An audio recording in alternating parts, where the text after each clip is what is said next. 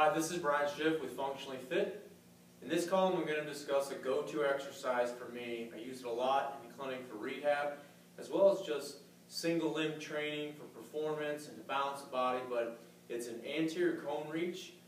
I'd like to do it on one leg, and I really find that this allows you to train proprioception. You can strengthen the entire lower kinetic chain from the ground up, but probably most importantly, we can really work on improving hip stability in our clients. A lot of people are going to naturally tend to fall inward, collapse medially, where we get in that valgus position that we really don't want to see, whether you're squatting, running, jumping, etc. So typically I'll start with a cone about this height, 6 to 8 inches off the floor, and I'll start the client a comfortable distance away from it. And what I always coach them on is keeping the heel down. We're just going to instruct them to kind of squat down and reach toward the cone with both hands. I'll have them lightly touch if they can, come back up under control, all the way back to that start position, tall standing position there. And then I'll have them repeat again. And then as they're doing that, we're instructing them basically to drive that kneecap over the second toe or keep it in that type of an alignment position. We don't want it coming in. You'll see that happen a lot when they don't have good proximal stability. And as they get better, you can advance it, have them step further away from the cone, challenge them that way. But a nice simple progression is often alternate hands.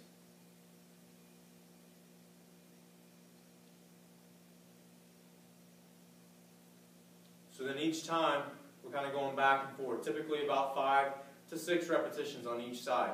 If they're really good with that and they master that, you want to make it unstable, we can find something that provides a little bit of perturbation in terms of where the foot position is.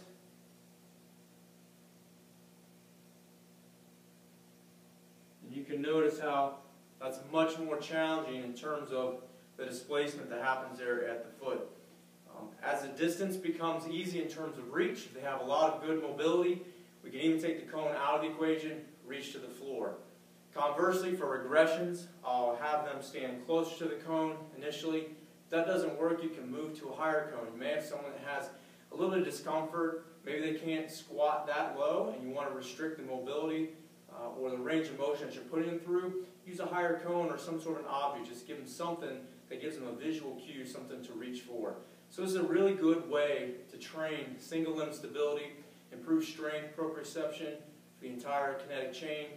And you can even use this a little bit in terms of working on closed chain ankle mobility as you instruct them to keep the heel down and really avoid that inward collapse, if you will, or pronation that's happening because they have limited ankle mobility. You're going to see that as well. So great training tool. Encourage you to incorporate some single leg training, whether you're doing prehab, your rehab type stuff if you're in the allied health field, or in terms of just a complementary way to integrate some single leg training. I think you'll find this to be very effective.